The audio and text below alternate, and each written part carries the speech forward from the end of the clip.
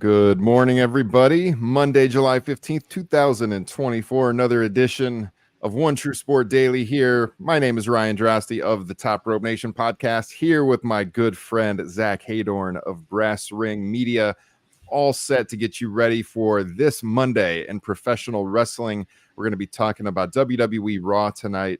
We're going to talk about what happened on SmackDown on Friday night. We're going to cover AEW Collision. And if there's any late breaking news, of course, we will cover that as well.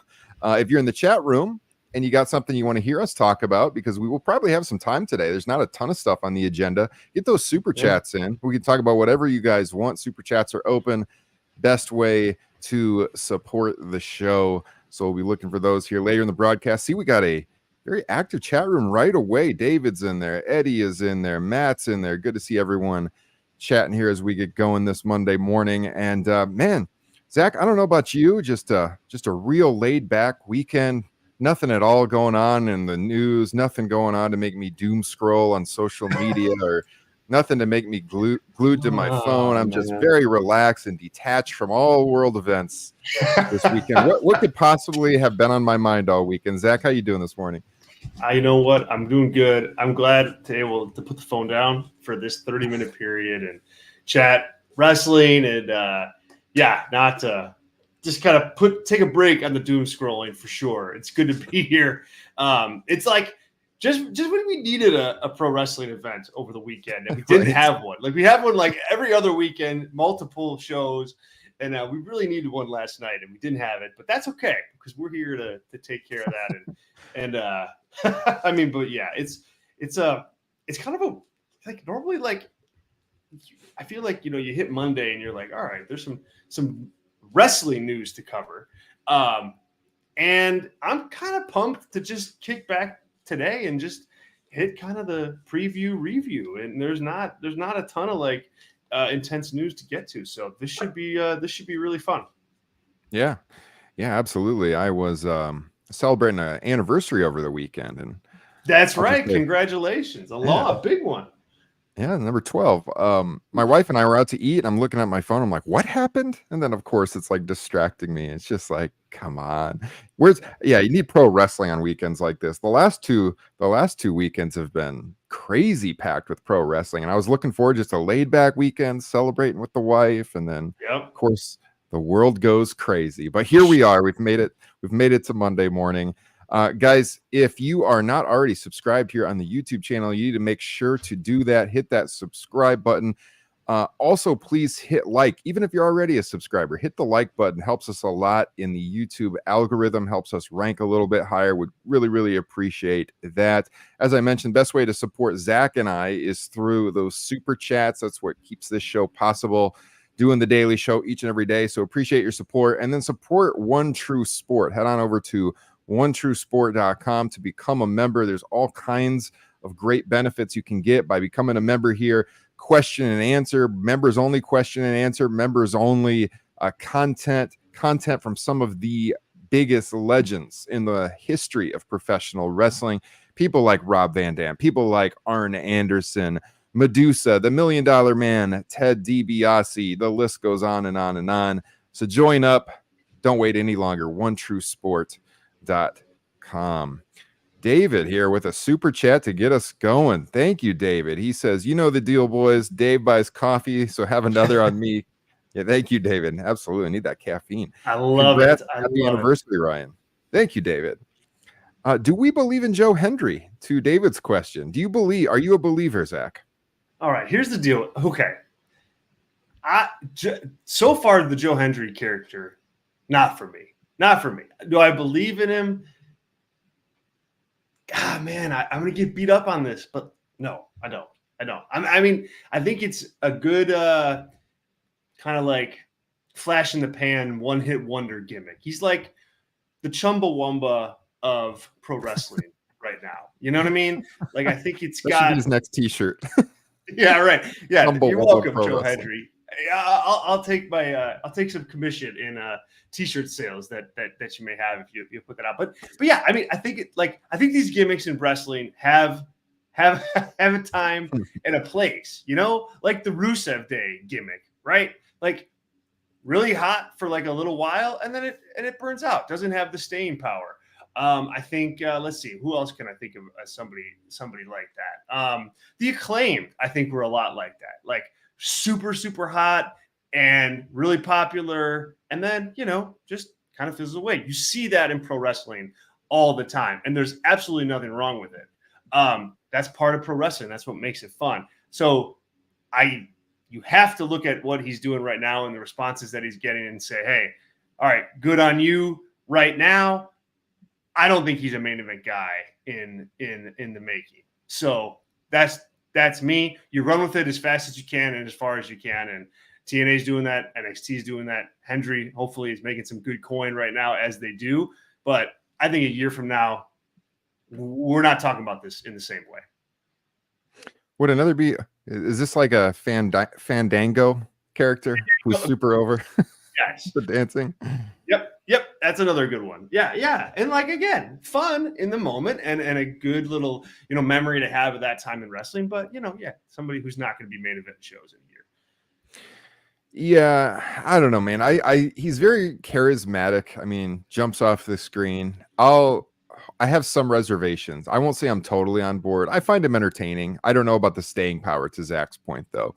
I did think like someone like Rusev with the Rusev Day stuff that you brought up. I thought they could have got more out of him. I always thought it was kind of odd how they didn't go more all in on Rusev, because he had like a 3-year period there where he was really hot. I mean, you go back to Mania 31 when he had I think it was 31 when he had the tank entrance. I think that was one in the bay outside. Yeah. And then like I went to Mania 34 and on Bourbon Street down there in New Orleans that year, there was more Rusev Day shirts than any merch I saw. And I mean, the Rusev Day chants were that was 3 years later. So he had some staying power. I don't know, maybe we're seeing based on what's been happening in AEW that he rejected ideas. I don't know, but for whatever it's worth. Yeah. So I will say I'm entertained, but I'm not on board with him being like a top guy moving forward. And I'm sorry, David. I know that's probably going to get the blasphemy reaction from you as well, but we'll see. I'll keep an open mind. I will keep an open mind. Zach, did you catch SmackDown on Friday?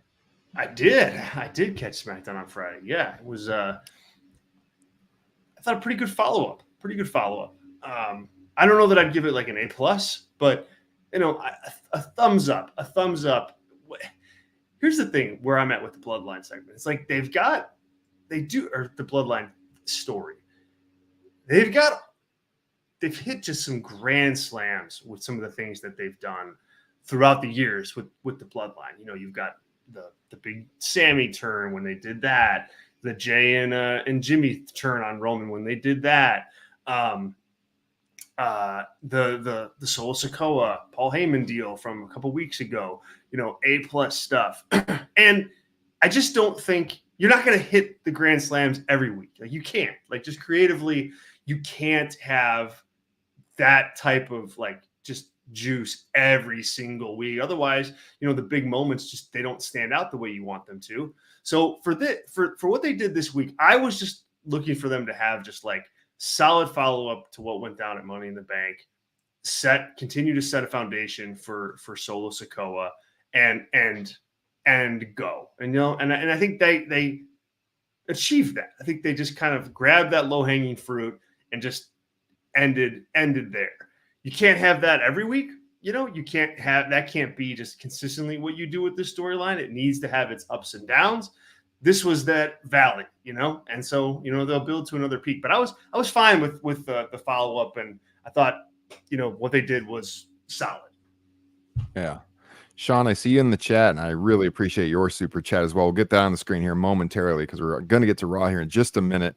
My thoughts on SmackDown was, from an in-ring perspective, it was a very weak show. I mean, there was I watched it on delay and I found myself skipping a lot, but I thought the talking segments were all pretty well done. I thought, they opened the show with Tiffany Stratton. Zach, we talked on Friday. We thought she was going to decorate that Money in the Bank briefcase. Yeah. What the hell? She had 5 days and she came up with nothing. Well, and not like I think that's a total missed opportunity for for her as like a character, and also just like to sell some merch. And in the post Money in the Bank press conference, she talked about like blinging that thing out. And yeah, nothing. Like, come on, WWE props department, like get on it, man, get on it. Yeah.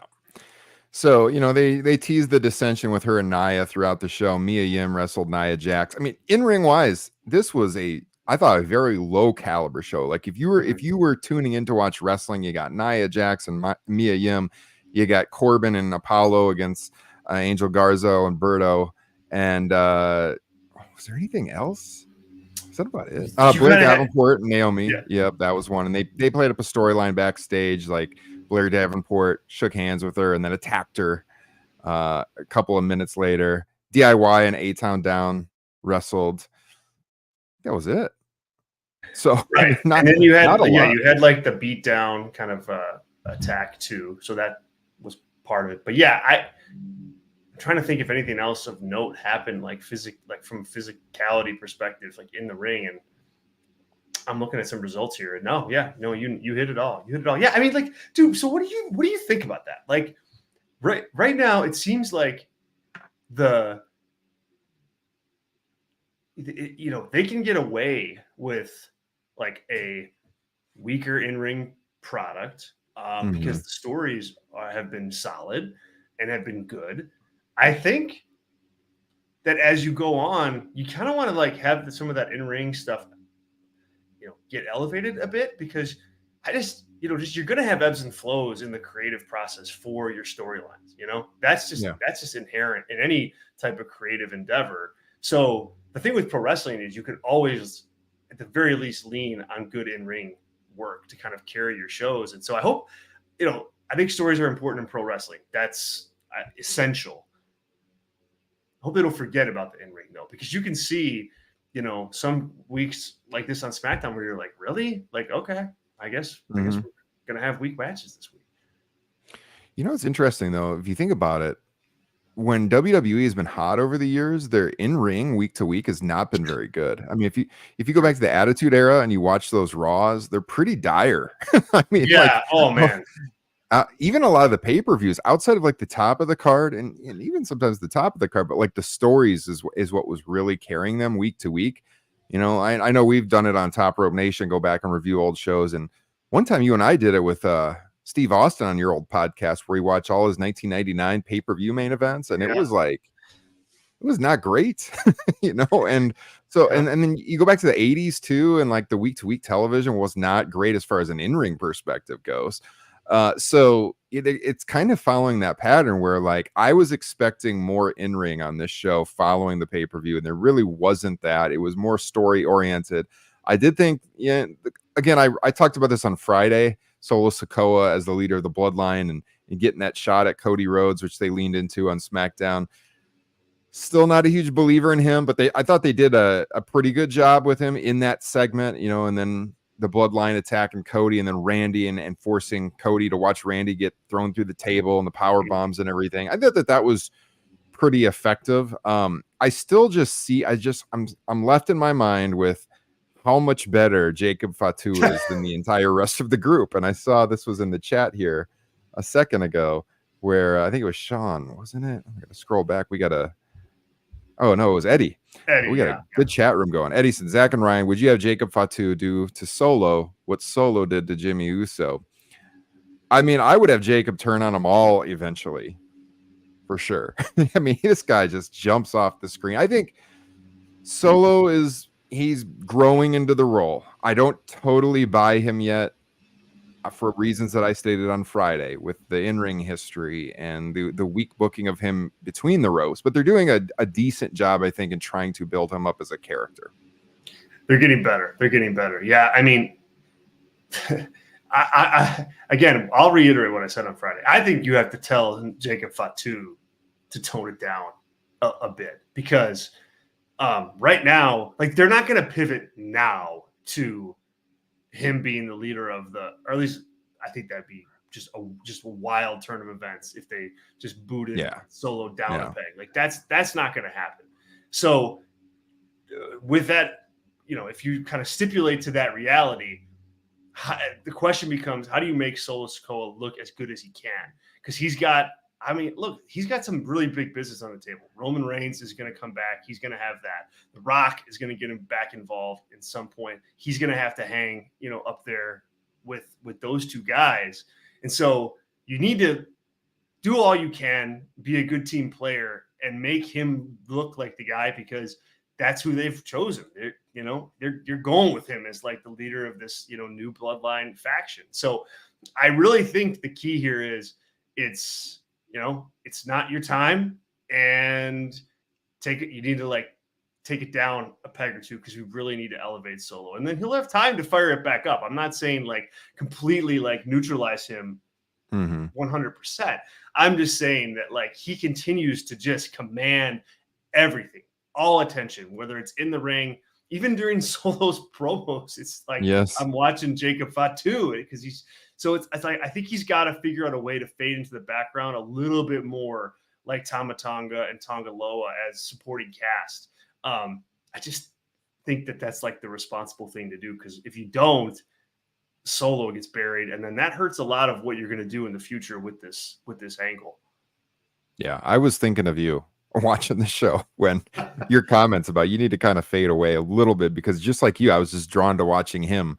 Every time they showed him, or anytime he was in the background, he just really pops off the screen in everything that he does. And I mean, you're right, you can't pivot at this point, so that's going to be another chapter in the story down the road. It kind of tells me, though, with how this story has been built, and we are heading for that bloodline versus bloodline civil war storyline that David mentioned in the chat that we all see coming too.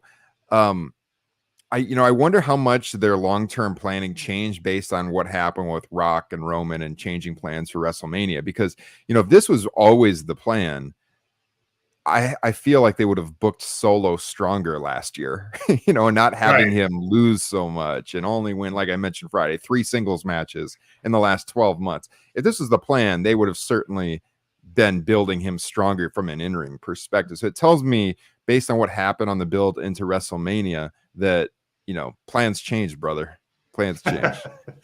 Yeah, no, I think you're exactly right about that. I think they did. I think they did change a bit. I mean, I think it was kind of a happy action. Have you seen the documentary yet? The WrestleMania? I have not 40? watched it yet. It's on the list. Yeah. Okay. Yeah. We'll definitely have to talk about that once we both watch it. I don't want to give anything away. But we'll definitely hit that once we both watch it. I think. I mean, clearly a lot changed, for WrestleMania and then beyond.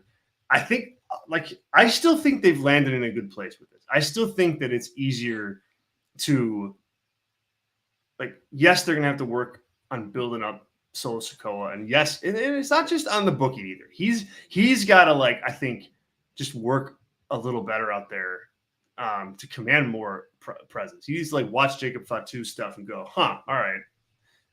You don't want to be a carbon copy, but I think there is a way to elevate his game and his presence from a performance aspect that he's just not doing. So it's not only booking. But I think there's time. And in the end, if we were going to map out okay, where is this bloodline story going in the next 8 months?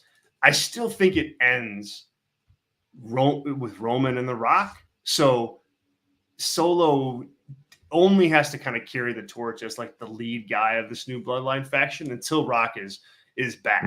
Because I wouldn't be surprised if we, come in and it's, Rock kind of pulling the strings behind the scenes for Solo and this new group opposite, the Roman and his side of things. I wouldn't be surprised if we see them. And if we do, Solo is immediately back into semi-background mode. Yeah. So that can work.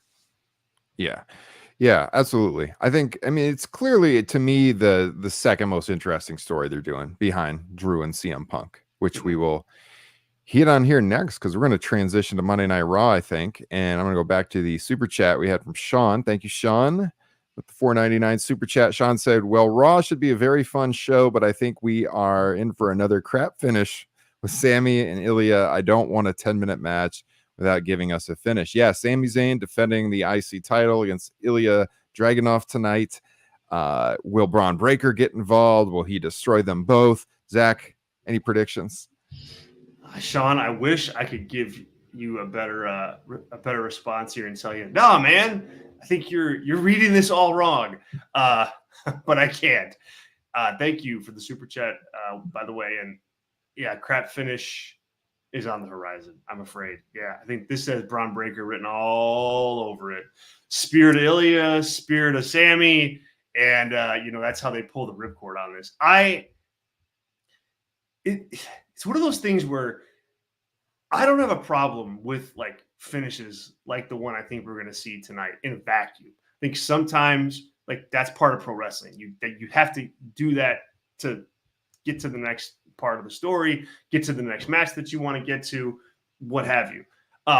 It's just that we see it so often on WWE television, like so often, whether it's interference or, I don't know, like a roll up win or something like that. There's just all these kind of like lukewarm finishes. And so they very much bleed together. And that's my problem here. So I don't have an issue with there being like a crap finish in this scenario because they're clearly building to another Braun Breaker Sammy match. Breaker clearly is kind of on this unhinged path because he's got that loss to Sammy. So it totally makes sense for him to get involved here. And if it was the only time we were going to see that on the show tonight, I think I'm good with it. I think I'm good with it as a mechanism to tell a story. Problem is, we're probably in for at least 2-3 other types of shenanigan finishes like this. And I think that's where this kind of, you grade it down. Yeah. Yeah. So with Sammy and, going into Money in the Bank, I think everyone was thinking he was going to lose to Braun. It seemed like Braun was going to win the title and he didn't. People were shocked. Do you think that the reason for delaying it, because I don't know about you, I think Breaker's going to get the IC title.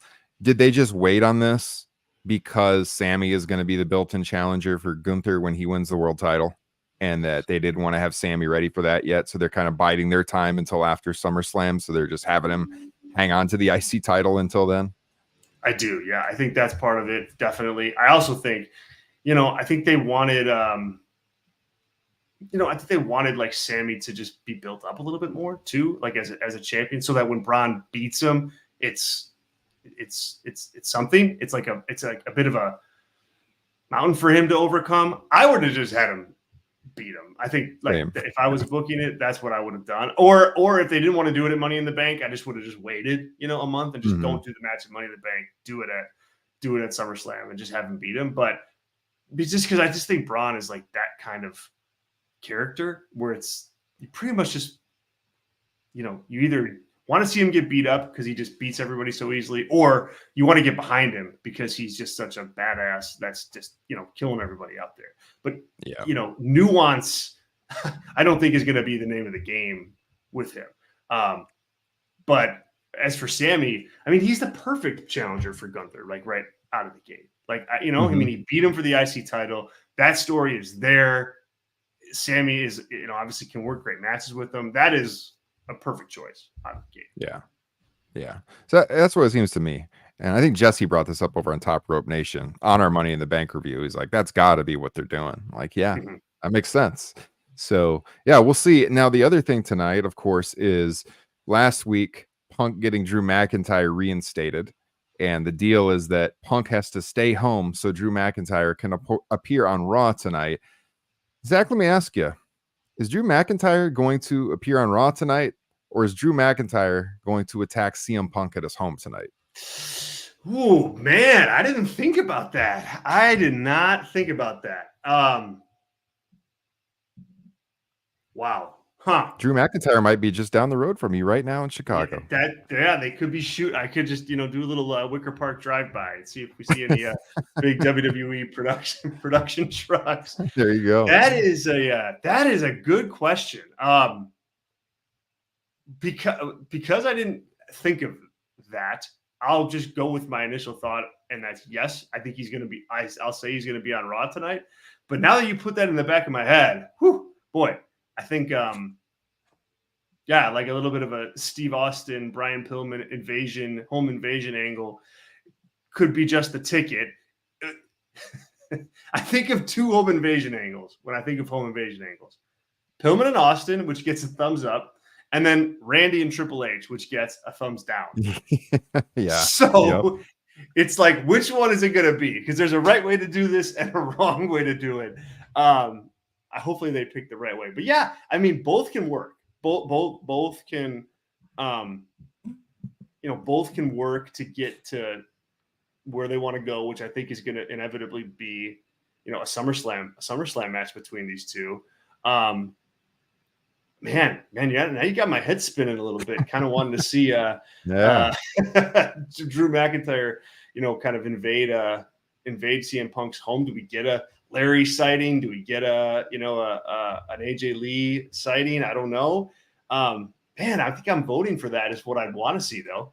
That'd be so much better, wouldn't it? Larry getting involved in a fight again. I don't think CM Punk would be pulling any guns like Brian Pillman. He might pull a comic book or something, but he might. Yeah. I can see him having like a samurai sword or something in the house. Maybe, he seems like that kind of guy. And I don't feel like, I mean, Drew's a heel. We, as insider fans and people that cover the business, we really love watching Drew because he's so good at what he does.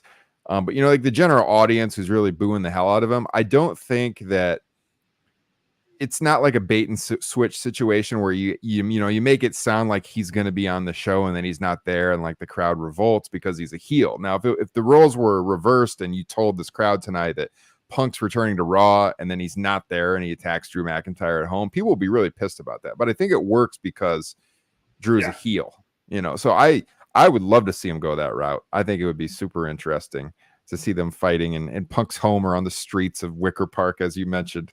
Yeah, we'll see.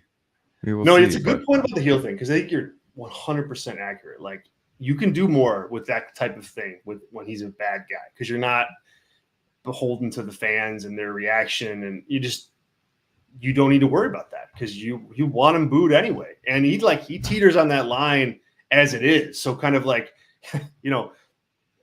having him be able to play that card of like I'm going to be there and then not, if that gets him more on that heel side, like take it. Not to mention, Drew is so entertaining on the microphone, even when he's opposite CM Punk, that I think he actually is so good that people kind of are drawn to him in a babyface kind of way. But we've seen with the attack in his hometown on SmackDown and, when he's, just gone after Punk physically, that he can get more real heel heat and with that happening. And so knowing that, I'd give a thumbs up vote to a physical angle than I would, on a mic at this point, because you just don't want Drew cheered. And he's so good that, and he's so unhinged on the microphone where it's like, who, we saw last week, Punk kind of, took it on the chin from Seth Rollins. And, I think, if I were to grade, put Seth and Drew on a pedestal, Drew would be higher than Seth right now. I'd be a little worried if I was seeing Punk having to go toe-to-toe with him. Yeah, no, absolutely agree. The only other things announced for the show, there's one big one, which we'll get to, but they do have Damian Priest and Gunther. They're going to have a face-to-face, continuing to build up that. I'm sure they're going to tease dissension in Judgment Day, as we'll talk about here in a second.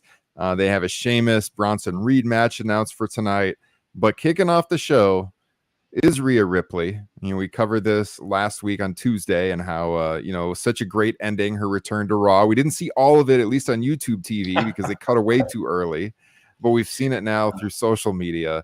And we're going to see how Rhea confronts Dom tonight. We're going to get that evolving story with Liv Morgan. Looking forward to this to kick off Raw? I am on multiple levels. One, I think it's fun to see, it's always fun to just watch top baby faces in their era do their thing, and I think that's where Rhea Ripley is right now. It's kind of her time to be that top women's baby face on Raw, and we get to see her in that spot. From an angle perspective, I'm real interested in how they play it. How it seems like based on last week, they're gonna do a slow burn with Rhea and Dom. And maybe Rhea and Liv to an extent, though I think they're going to wrestle at SummerSlam. But the slow burn on the Dom side, and I just they got to be careful with that, because the important thing here is that Rhea stays the alpha. She stays like as the person that's 100% in control of the relationship that she has with Dom. You got to have that feeling. She's got to like project that feeling of, I'm going to ditch you the minute that I see fit. You know, there can't be any of this, well, I kind of like Dom, and I love, like, yeah. You can't have that. You really can't have that. So if she's going to like hedge back and forth, they got to be careful with how they do that. And I'm, interested just from an analysis perspective to see how that comes about. Do you think she will win the title back like immediately at SummerSlam? Do you think they drag this out with Dom turning on her at SummerSlam to help Liv retain for another month, or how do you think this will play out? Yeah, I think you hold on that. I think you hold on on that. Like if the Dom Liv thing wasn't going well, and they, the story wasn't getting over, then you can never come back, just dust Liv and win the title back and go on with what you're going to do. But because it's working, because there's interest there, I would run with it. I would run with it as long as you can, and because there's so many different chapters that you have left still to go. Like you have the official turn, if you want that. You've got like Dominic and Rhea, like that kind of physical blow up waiting to happen. I mean, I think you could put Dominic versus Rhea like on the house show circuit and do like really good business. Like I think people would, like, no question. Pay to see that. Like so, and then of course then you have a feud with Rhea and Liv. So I would hold on that, provided that it's still gets over as good as I think it will. Yeah, I agree with you. I agree with Sean in the chat. I think you get a few months out of this before the title turn. I think at SummerSlam, we're expecting Roman to come back and you have the big face-off. So I don't know that they would do the full turn there. I feel like it would almost be Dom accidentally costing Rhea the match, and then they build some heat off of that. You get to another match, then maybe he does the full-on turn to go off with Liv. And then, like maybe 2 to maybe 3 matches and Rhea gets the title back. I think they will milk this for all it's worth, though, for sure. Definitely. And that's what I mean. Like, it's a fine line. Like, you got to walk it. But you can't go too far, like on either side, because I think about like remember when like recently Otis, and Chad Gable, like you kind of had like Otis turn once and thanks dog, Otis turn again, and like you kind of had these little like teaser moments, and then eventually it just kind of went away. I think you want something bigger here, and so hopefully they can build to that and get that one big moment. Yeah, and like Rizzo's saying here in the chat, or maybe, Finn helps Liv keep the title. That's another wrinkle they could throw in, because I think we've talked about this on the show. I think long-term, that's where it's going is I feel like Liv in a new Judgment Day with Dom, with Finn, with McDonough, and, Priest and Rhea split off, totally from that group. So that would totally make sense too, to have someone else in the group help Liv. We've seen the interactions with Finn and Liv on TV as well. So, I think they got a lot of different directions they can go with this. See how it plays out tonight. But, we will be here to talk about all of it. Whatever happens on Raw tonight, we'll be back at the same time tomorrow morning, Tuesday morning, for One True Sport Daily. Zach, what do you got going on the rest of the day? Any content from Brass Ring Media dropping? Yeah, we got a lot of our weekend show, or like our post-weekend show, Monday Mania, will be live at 3 Eastern. With Tyler Sage. She'll be talking, going in depth on SmackDown and going in depth on a couple collision angles that we saw. So you can check that out there. Just find us on YouTube, just Brass Ring Media. Also, my book, Stunning the Wrestling Artistry of Steve Austin, just got a whole bunch of new, we got inventory. So you can go purchase that now on Amazon. Hopefully you guys do. And if you do, let me know. I'd love to hear what you think. So hopefully you pick it up. It's on Amazon right now. Also for Brass Ring Media, we should have a couple new feature columns dropping today and tomorrow on our Substack. So you can find us, just search Brass Ring Media Substack on Google, and we'll come up. There you go. Good stuff. Yeah, you can check out my podcast, Top Rope Nation, YouTube, wherever podcasts are found. We had a flagship show drop last Thursday that was a fun one, about 90 minutes on all the latest in pro wrestling. So if you want to hear me talk about wrestling with my other co-hosts, Jesse and Justin, check out Top Rope Nation. But yeah, I'll be back here with Zach tomorrow morning. Appreciate everyone who tuned in live, the active chat, of course, the super chats as well. And subscribe while you're here. As I said at the top of the show, make sure you become a One True Sport member. And we will see you all tomorrow morning. Enjoy Raw tonight, everybody, and take care.